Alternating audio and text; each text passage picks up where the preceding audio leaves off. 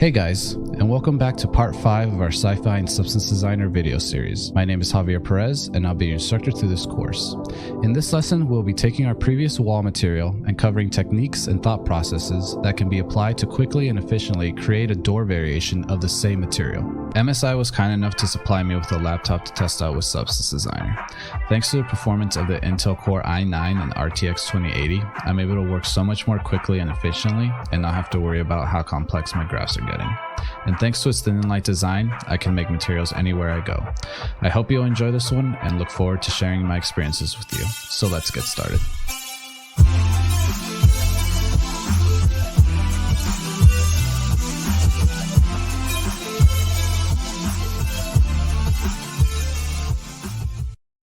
Alright, so to get started on this guy, we're actually going to open up our graph from our last video, so the Wall 01 tutorial. You can either go ahead and follow my previous tutorial or just go ahead and buy the graph off the ArtStation store, my ArtStation store, so whichever you feel you want to do.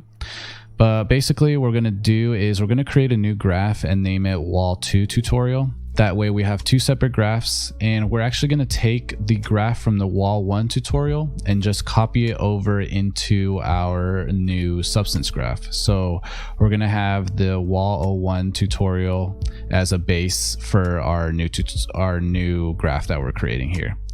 So once we have those all set, just gonna make sure it's all good to go. We can go ahead and close out the old one and just focus on this new graph that we have going on. So one of the first things that we're gonna want to do with this guy is we're gonna want to get rid of everything that we won't be needing in this second variation of the wall. So I know I don't want the pipes and also the window and the vents that go along with it. So here you see me, I'm just going and getting rid of things that I know I won't be needing. So I'm just going through the graph and seeing where I can disconnect things and where I can make these connection points a little better. So here I got rid of that big section, and we're slowly starting to get rid of pieces on the graph. As you can see in the 3D view, it's updating as well. So we've already gotten rid of the pipes and indentation. So now I'm going and looking for the window here. So this is one of the first steps that we have to do. So we're basically just getting rid of any stuff we don't need for this guy, making sure it's all looking good, and I'm disconnecting the right stuff. I like just moving it out of the way and then just hitting the delete key. That way it gets rid of everything. We're not really worried too much about the floating connecting points. So a lot of these connecting points that have no ends, we can just not worry about that. I noticed when I got rid of this mask, it was breaking the opacity. So what I did was just went into the opacity and set it to white, and then I could go ahead and delete that opacity mask that we did there. So once we have everything at a pretty good shape, I go ahead and start naming stuff like I'm accustomed to, and I just start moving stuff into into place. That way stuff is still organized and we still have space for the new areas that we're going to create here in just a second. So this is where I'm kind of looking at the graph and trying to choose where a good starting point would be for the new pieces that I'm going to create for this graph. So I make the decision that it would probably be best to start adding everything right at the end of the graph, but before our chipping mask. That way, once we add all our new pieces, any changes that we do will be populated into the chipping mask, and they will it'll change that mask as needed. So to get started, one of the first things we want to do is actually create we're going to do like the frame of this guy, and to do that, we're actually going to start off by making kind of a large indentation into this guy. So what I'm doing here is we're creating the shape, and then we're going to use an edge detect.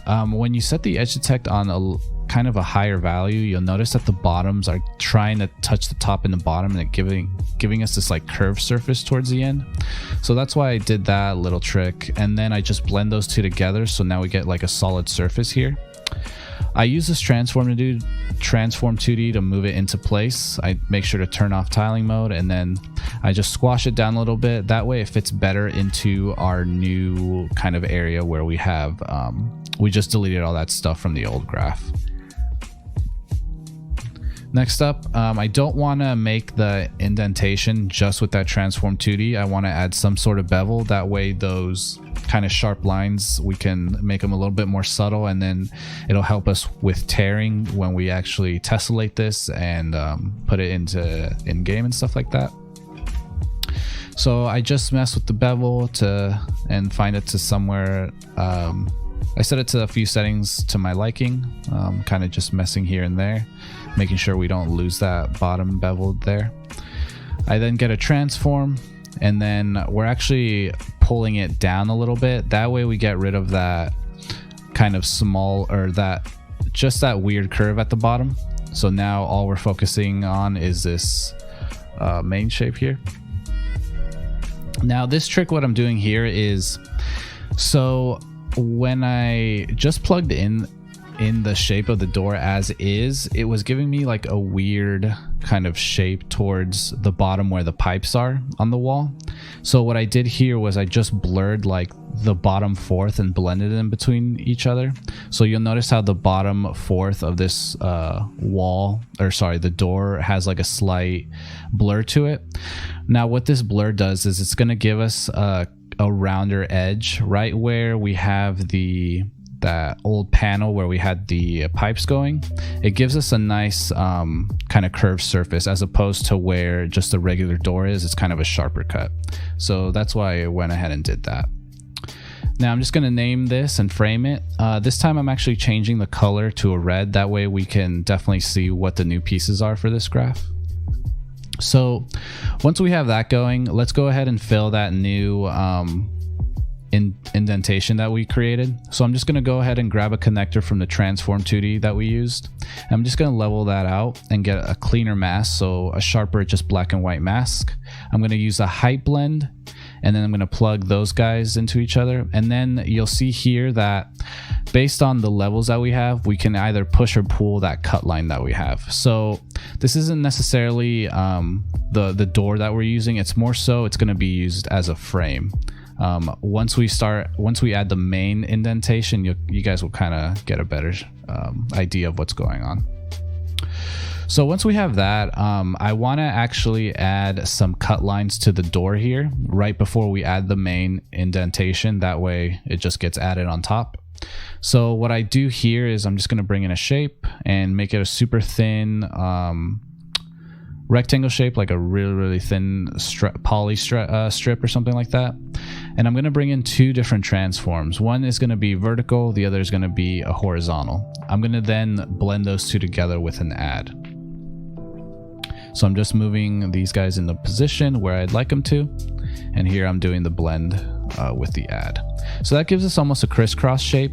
But what I like to do here is I'm going to take a mirror grayscale, and then I'm going to set it to mirror corner. That way we get a mirror of each corner. So now we get a perfect kind of crisscross pattern. And then I just use a transform to move it into position exactly where I want it. So I set it to cut, and before we actually finish this off, we're going to actually grab the height blend mask and plug it into the mask of this blend. That way it only appears on the door kind of shape that we have going on there. And then one last little thing is we're actually adding a bevel right at the beginning of that smaller graph, so we're not getting such sharp edges there. Again, just naming it, adding the cut lines, and then changing the color to red. So moving forward, I basically am going to add that main indentation that I was talking about earlier. And to do that, I'm just going to grab a connector from the initial door shape that we used earlier. And I'm just going to pull that all the way over, and then just use an edge detect and a blend. That way we get this nice shape. And this is going to be the main shape that we're going to actually subtract into that frame that we currently have. So from there, I'm just going to use a transform and just slightly move it to where the position I need it to, add another bevel. That way it's not a sharp cut here. And then this is where we're going to do the blending. And once we blend these two together with the subtract, you can kind of see now we get a clear idea of where the frame is and where the actual door is to this guy. So now that we have that, I'm just going to frame it, name it, and then change it to the color red. So one thing I want to do is I want to add these bolts that go on each side of the cut lines that we added here. And to do that, I'm just going to go ahead and grab, I'm going to connect the recent bevel that we had in the last little bit, and then I'm just going to plug that into a levels. And then we're going to blend that with one of the connectors from the height blend that we used earlier, and that's going to give us a nice mask that we'll be able to blend later on. But first, I'm going to grab the actual mask from our cut lines, and I'm going to plug that into an edge detect and a histogram scan. So you'll see me doing that here. And what I'm going to do with these guys is I'm going to blend them and I'm going to subtract them. What this will give me is it'll give me a mask that'll just be the white areas of where those cut lines are. So instead of having the mask be right where the cut lines are, it's almost like it's only going to appear on either side of that mask. So you see how we go from having that solid mask, and then once we plug that in, you can kind of see what's going on. So I plug that guy into a tile sampler, and then I move the mask map threshold really high. That way it's only using the mask, and then you can kind of get an idea of what's going on. The paraboloids are only showing up on the edges of those cut lines. So once we have that, we're going to take that earlier mask that we created, so it only shows up on the edges of the cut lines. So it's not necessarily going to add bolts around where we just made that new indentation. So you'll see here, once we set it to add at a low opacity, you can kind of see what's going on here. We got these nice bolts just going on the outer frame of this guy, and that's exactly what we're looking for. Again, just naming everything and keeping it neat. We're just going to keep going down the line. So once we have this guy, I want to add almost just an outline around where that new indentation we made. So it's not like just it's going into this weird crevice. We're going to take a connector from earlier on the graph and levels that out. We're going to do a bevel, and then we're going to use an edge detect here. We're going to use blur just to give it a subtle bevel here and a subtle blur, and then we're going to levels that out as well.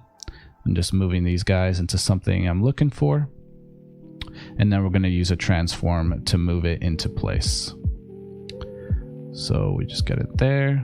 I'm liking where that's looking, but I think we can put the height offset at a low setting, and then this is where I actually put in the transform. So I don't necessarily like where that was going, so I just kind of scale it down slightly. That way we can get a better representation of where that outline is going to be showing up. So here you see me moving into place. Whatever you guys want to add or wherever you guys want to put it, feel free.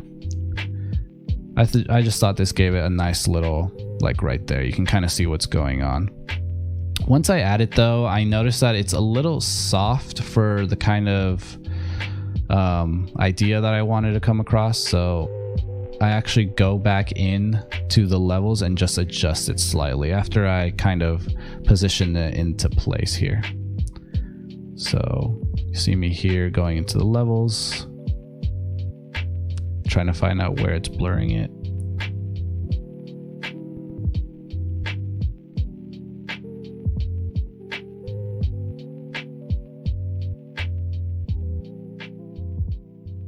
Go ahead and name it, and then put it in a frame. And this is where I actually go into the levels and just slightly bring the whites lower. That way we get a nice hard transition there. So it went from this pillowy kind of outline to just a hard shape there that we have now. Cool. So once we have that, we're actually going to add the smaller door into here. So we're just grabbing a few connectors from the outline, and I'm just gonna blend those two together with the subtract, do a histogram scan. That way we get rid of the outer outline that we have going on there. And then we're just gonna blend those two together. So now we have on a height blend, we're just gonna set those two at a low opacity. And now you can kind of see that we have the door kind of being there now. So now we have that nice frame and the door. So that's more or less our door kind of shape and frame. So anything moving forward is just going to be subtle details that help refine that shape a little bit. Just naming everything accordingly. And we're almost running out of space here, so we might have to move all that stuff a little bit further. So next up, I want to add an indent to the center of the new kind of door that we have going on there. So I'm just going to bring in a transform of the shape that we used previously, and I'm just going to blur it, do a histogram scan, and just another blur. And we're going to blend those two together with a subtract, so you can kind of see the result we'll get here. So just at a low opacity, just moving into place earlier with the transform.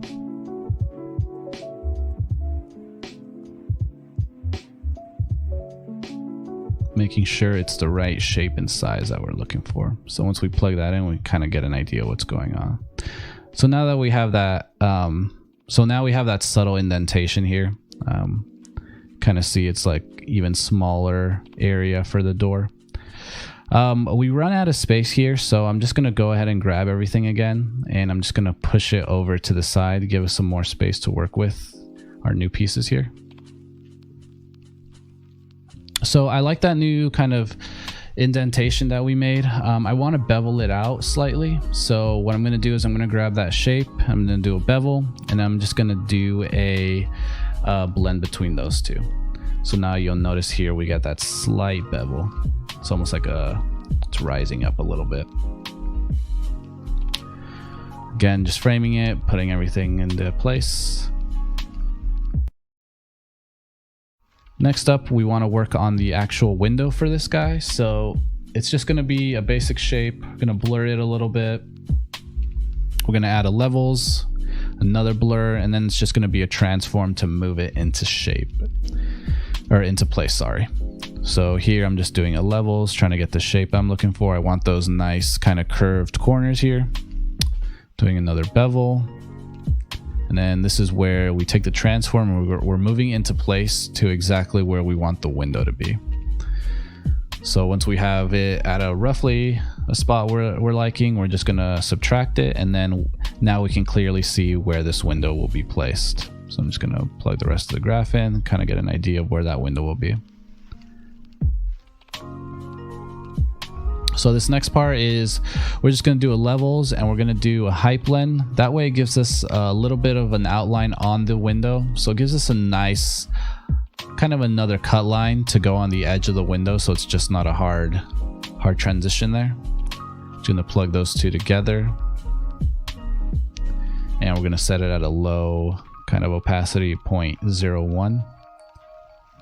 Super subtle, but it's definitely making a difference there, so keep that in mind. Sometimes these small changes don't really seem like a lot, but they could be very impactful towards the end. Again, I'm doing another transform, and I'm basically bringing this guy into the window, so we get almost another outline of the window. And so I'm just making it a tad smaller on the transform, and then I'm subtracting those two together. So you can see here we're getting, once I start moving into shape, we're getting another almost window frame on that guy. So again, just naming everything accordingly, framing it. We want to make sure our graph is nice and clean so we know where everything is. We're going to add some more indentations onto the actual door. So we're doing a triangle here, and then we're just going to blur it and then do a levels to get those nice curved corners. We did this on some of the previous videos. This is just a kind of an interesting shape that I thought would look cool on the bottom of the door. So here I'm actually using the levels, and because the shape is blurred so much, it's giving us that cool curved effect. Super easy way to curve your corners super quickly. I'm just going to use a transform, just move it into place. And I'm just going to put another transform. So the first transform is just to rotate it. There's going to be a second transform, and that's what we're going to use to place it where we need it to. So I'm just going to scale it down. Then we're going to use a mirrored grayscale, so we get it. We get two different of those triangles on mirrored sides, and then now that we move one of the triangles on the transform, it's going to move both of them, which is really nice. So here I'm just doing a blend and subtracting. That way you can kind of get an idea where these guys are. I notice they're looking a little sharp. So before I actually blend it, I add a bevel to give it just some sort of blur to the edges so it's not so sharp, and then we get a nice kind of offset kind of bevel there. Here I'm just moving stuff into place, making sure everything is aligned, trying to make sure it looks good. Cool, liking how that's looking.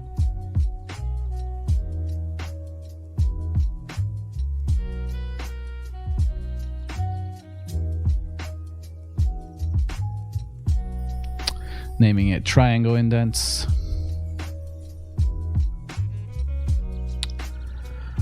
Great. So one other thing that I want to add to the window is I want to add another outline to this guy. So what I'm doing is I'm grabbing a connector from earlier on the graph. So it's from the actual window shape from the transform. And I'm just going to histogram scan that, do an edge detect, and then just slightly blur it.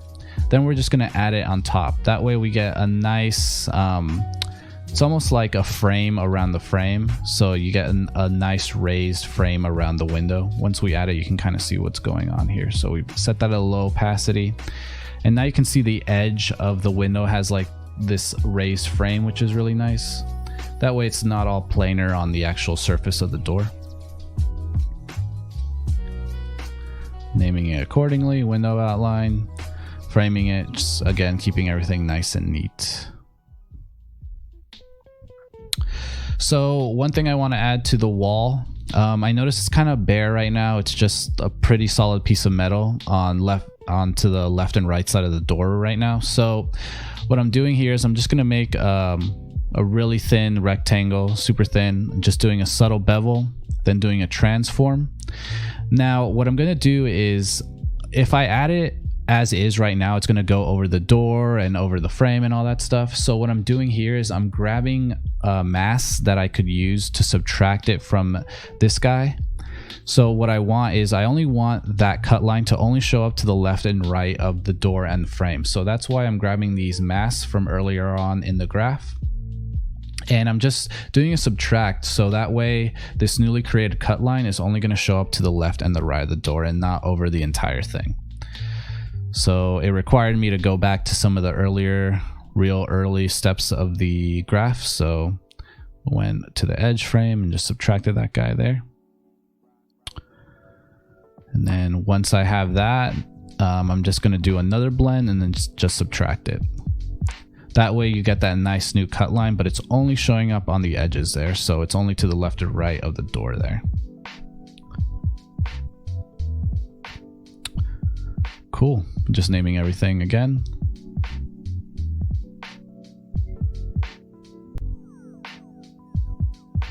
So far, so good.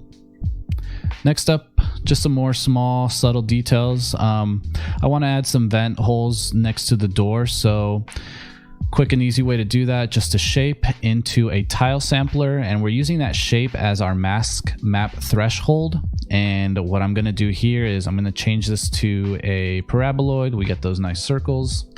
Bring up the mask map threshold, and then make sure to offset the pattern so it gives you that cool effect right there. So it's not just all the same amount on the entire shape. And here I'm just using a transform to move it into position where I want it. You can place it wherever you want. I just thought to the left of the door, the window to the door looked cool, so blended those two together with a subtract at a low opacity. Gives us that nice effect there. The cool thing is that because we have the chipping mask towards the end from the previous graph, any new addition that we're adding, you can kind of see that it's already chipping away, which is really nice. Kind of gives you an idea of what the final result will be. Again, we ran out of space slightly, so I'm just going to go ahead and move everything to the right just to give just a little bit more space for the remaining pieces that we got here.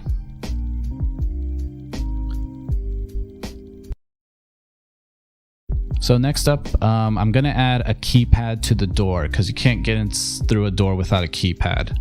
So what I want to do is I'm just taking a shape, beveling it, setting it into some levels, getting like a not as harsh bevel, but just enough for what we need it to. And then I'm gonna go and bring another shape. I'm gonna choose 2 different transforms here. And what this will do is we're going to use these guys to move them into position roughly around the corners of that new rectangle that we created. Don't worry about it too much because we'll be able to kind of move these guys later on. We're going to do a mirror, and then we're going to just set that to a height blend at a low opacity. You can kind of see where those bolts are on the edges of that guy. So once we have that shape, we're gonna make almost like a keypad onto that main rectangle shape. So we're just gonna do 2 pieces of glass. To do that, we're just gonna do 2 squares. Gonna use 2 transforms to move them into place, blend those 2 together, and then just blend that on top of that rectangle that we have with the subtract. That way we get that cool looking, almost sci-fi keypad effect. Can go ahead and move these guys into position so they are exactly where we want them to. Cool thing about this guy is if we want, we can place an emissive on this guy later on. Makes the effect even more so. To add this guy to the main graph, we're just going to do a transform, and then we're going to do a height blend. The transform we can scale and move it to wherever we want. Again, I just put it underneath the vent. I thought that was a cool place for it, but feel free to place it wherever you guys would like. So here you just see me moving the transform and making sure it all sits exactly where I'd like it to.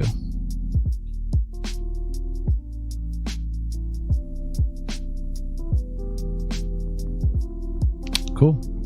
Just naming stuff as we go along. Next up, I want to add another detail on that kind of boring wall that we added that cut line earlier. So nothing too crazy. We're just going to do a shape and going to do a subtle blur, level it out to get those curved corners. We're going to do a subtle bevel. Then we're just going to do a transform to move it into place with the mirror grayscale. Pretty simple. Kind of the technique that I like to use a lot of the time, especially when materials are symmetrical and I just want to move one shape and I know that the other side will be symmetrical. I always love using the mirror grayscale there. So I'm just using a subtract at a low opacity, and here you can kind of see me moving into place. Cool. Just gives it a little, just gives the wall behind it a little more interest, so it's not just flat, at least some sort of indent there. Makes it look a little cool. Basically I want to do the same thing with another indent, but this time I want to add it to the frame. This shape is going to be a little bit more intricate, so I'm just doing a rectangle and then a cylinder right on top of each other. So basically I'm just doing a blur on this guy, doing a histogram scan, and then just moving into place.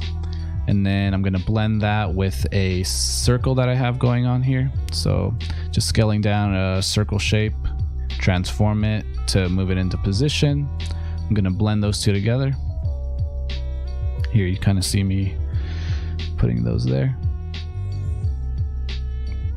Cool. You can kind of see me adding them here. And then we're going to do a bevel so they're not that sharp mass that we have, because we want to avoid the tearing as much as possible on the height map, and also once we start adding the tessellation and height on this guy. Here, this is where we add the transform 2D so we can move it into place exactly where we want it to. Because this is symmetrical, I'm doing a mirror grayscale again. And this guy, I just want it to be on the frame more than anywhere else. Just give the frame just a little bit more detail on this guy. So I'm just moving that into position, basically to the left of the vent and new keypad that we created. Cool. So I would say that about covers it for the height information of this guy. So we're just gonna do our final frame, making sure everything is named accordingly. And from here, we're actually going to start the process of creating the albedo here. So I'm going to go and find a good spot again, because we started before the chipping. I'm looking for the area that's before the chipping in the albedo as well. So I accidentally moved the airflow holes there a little bit, so just going to redo that move. So we're moving everything before the chipping there, so that way we can all get a clean graph. And it's just going to be the same process that we did in the earlier graphs, where we're basically going to take connectors from the new pieces that we created, and we're just going to connect them into these blends. So you're going to see me sample a lot off screen off my reference, so just keep that in mind when you see me choosing colors. So the first thing that I want to do is I'm going to add the darker kind of painted metal on the door, just the overall door. We're going to be adding some blue later on, so don't worry about that too much. Kind of see it getting a little darker there. That way now we're finally getting some sort of separation there, so it's not all the same color. Now the cool thing about this is, because we're kind of layering on the albedo that's already there and we have our mass, it's just kind of continuing on. So before we were just doing the height information, so you kind of saw the color map of the previous material, so you saw the tubes and all those decal stripes showing up a little bit. But now that we've just added this solid color, we can kind of get a differentiation of the two pieces here. Again, I'm choosing to make my frames red, that way we can kind of see where the newly created pieces are, and that way it's easier to pinpoint once we have to edit stuff. Again, I'm just going through the basic graph and just finding the pieces I'm needing. So at this point, it looks like I'm adding the door here.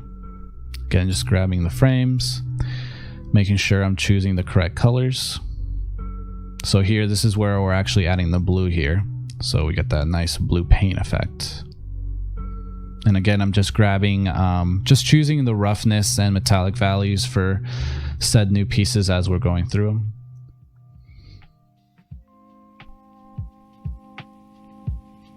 I go ahead and just duplicate the previous pieces just so it could be a lot easier.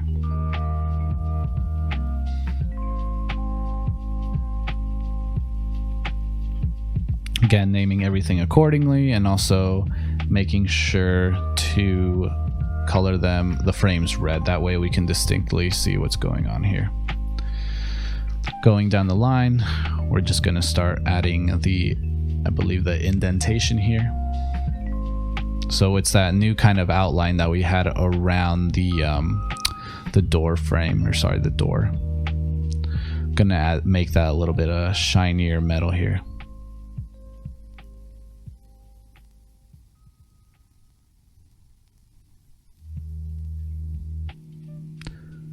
Cool. I messed up and I grabbed the wrong mask, so I made sure to find the one that actually works for what we're trying to achieve here.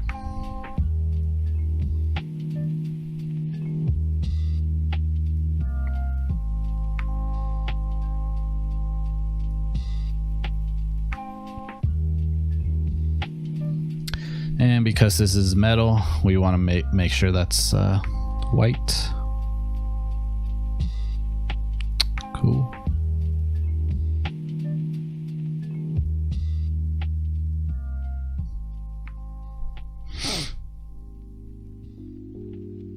Cool, it's looking good. Next up, we want to grab the mask for almost the centerpiece of the door, so not necessarily the frame, but just the main door shape. So we go back to our height information and look for where we added that. And with that height blend, it gives us a perfect mask of where that door got kind of placed in there in the center. So super quick and easy way to grab that mask.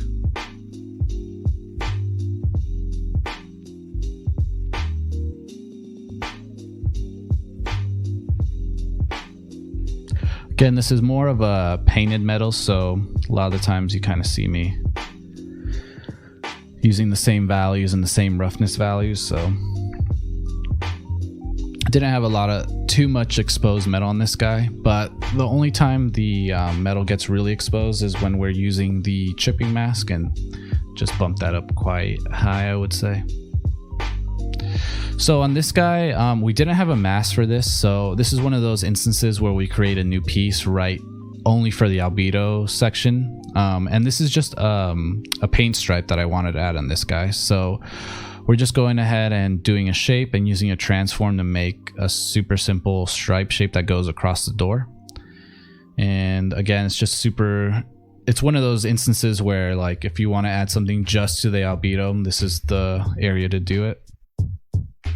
No need to actually add this in the height or the normal or anything like that, just because it's part of the albedo and don't want it to show up on any other masks. Cool. Making sure it's all good, because we're using the same kind of paint values, not much changing in those on the roughness and metallic. Next up, we're going to actually add another kind of custom thing here. We want to add a number on the actual paint stripe that we just created. So I'm just going to go ahead and use the text tool, and I'm just going to try to find a font that I thought looked kind of sci-fi and cool. So went ahead and just kind of scroll through all of them. You can actually, if you have a font selected, you can actually use your scroll wheel on your mouse and you can kind of flip through them super quickly instead of doing it one by one. I use a transform, and then I just plug that into the blend mask and then just move it into place. So you kind of see me moving it there. I see something I don't like on the previous stripe, so I go ahead and fix that really quickly. And then I just move that 14 into place. Again, making sure everything is named accordingly and just continuing on from there. So next up on this guy, we're gonna actually start giving the keypad a little bit of color. So for this guy, we don't actually have a mask. So what I ended up doing is taking what we use the height blend on, and I'm just using a histogram scan to get a mask for just the exterior of that keypad, because I know I'm gonna add color to like those kind of squares that we had in the interior. So I'm just going ahead and doing that really quick. And I don't like how I can't see the colors, and that's because of the chipping mask that we have going on. So what I did here was I just went back in the chipping mask and lowered it a bit. That way we can kind of focus more on the color of this guy and not have to worry about like what's going on with the chipping. Here you can kind of see me moving with the position of the histogram scan, so we can kind of get an idea of what's going on here. Again, just choosing the values for this keypad. Again, it's more painted metal, and then we have the underlying metal coming in from the chipping.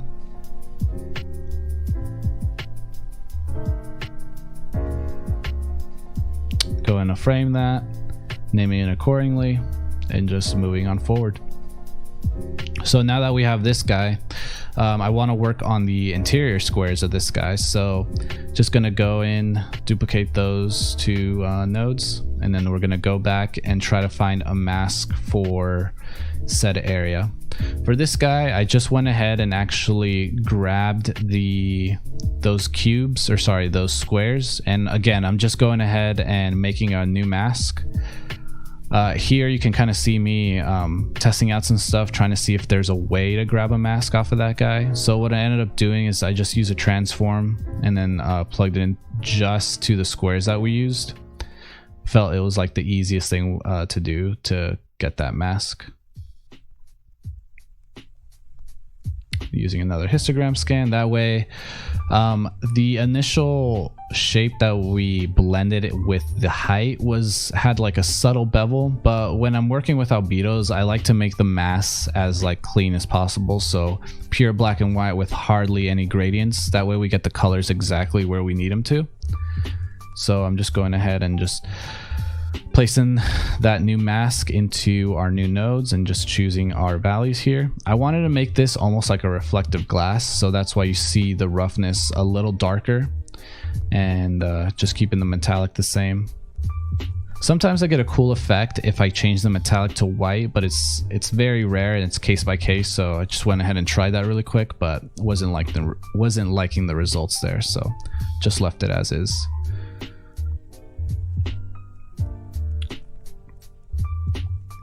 Cool, so next up, the last kind of indentations here.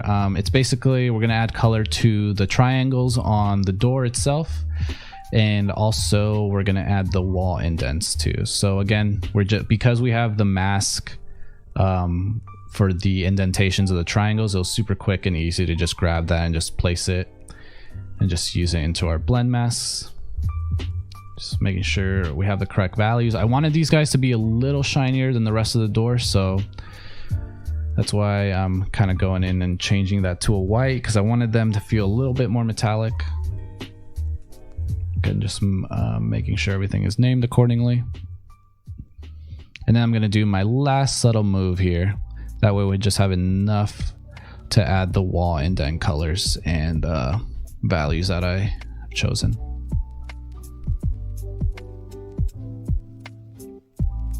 Cool, again, those wall indents were super easy. Didn't have to do much to the mask, which is really nice. So super quick and easy plug and play here. Wanted these guys to be a little shinier, so got the values slightly darker for the roughness, and then plug that guy in.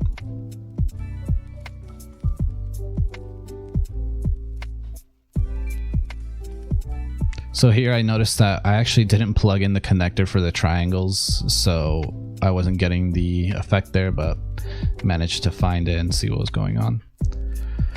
So here I'm just kind of going through the different values, making sure everything is reading how I'd like it to. Going into the dirt, just turning it down a little bit. That way we can kind of get a sense of the values that we got going on here. So that way we don't have to focus on the dirt covering most of the reflective properties of the material, and we really focus in on editing those. Cool, I'm just going and just organizing the graph just slightly, seeing what we can do to make it better, messing with some values here, seeing what gives us the best result. That pretty much covers for the albedo. One of the few things that we had left to do was I noticed that I wanted the back wall to be a little bit more reflective. And when we initially deleted all that stuff in the beginning, so like the pipes and all that stuff, it left a bunch of different albedos here at the beginning. So what I went ahead and did is just get rid of those and plug in the initial connectors here. That way we don't have any extra nodes that are pretty much doing nothing. And with that, I can actually see the values that these kind of back panels are getting. So what I want is, I want that kind of metal wall, the boring one where we added details on a little bit. I wanted that to be a little bit shinier. So I'm just going in here and editing the mask, so I know where that those values are going to go in. And that'll give us a nice reflective surface there. So you can kind of see here as I edited those masks, we got that kind of pop on the back wall there. So now it's a little bit shinier, so it's not as dull, and it gives us a nice highlight when we run the light across it. So here I'm just fixing the masks, making sure everything is good. Cool. And I only wanted the centerpiece to be nice and reflective. I still wanted the top and bottom portion to feel like it was painted metal or something like that. So that's why we're only getting that nice highlight on the center portion. Going back to the metallic, making sure it's all looking good. Same with the roughness, making sure it's all reading accordingly. Cool, and I'm just going through the roughness values, making sure this is to my liking and all the values that I've chosen are correct. So I'm just going through and doing, it's almost like a sanity check, making sure everything is good. They should all be good because you've used the graph from the previous video, so not much has changed with those pieces, so something to keep in mind. One thing I forgot to do was actually plug in the window into the opacity. That way we get that, we actually get that window effect, so it looks like it's clear there. So we plug that guy in there, and then we actually invert it because whatever is black is what's getting removed there. So it just add a level, so get a harsher mask, and then we get that clear kind of see-through effect there. We'd probably add another material in the glass in as far as when we put it in like Marmoset or Unreal, but for now that's what we're going for. And that pretty much covers this guy. I know it was a little bit more simpler because we used the wall 1, we used it to create the variation of this guy. It's almost similar to what we did with the floor grading at the start. It's a quick and easy way to get some different variations for some shapes and some materials that are somewhat similar, but we can easily add some different features and create a whole new material. Again, this material is going to be on the ArtStation store, so feel free to download it if you guys want a more in-depth look of how I created this. But for now, I'll see you guys in the next one. Peace.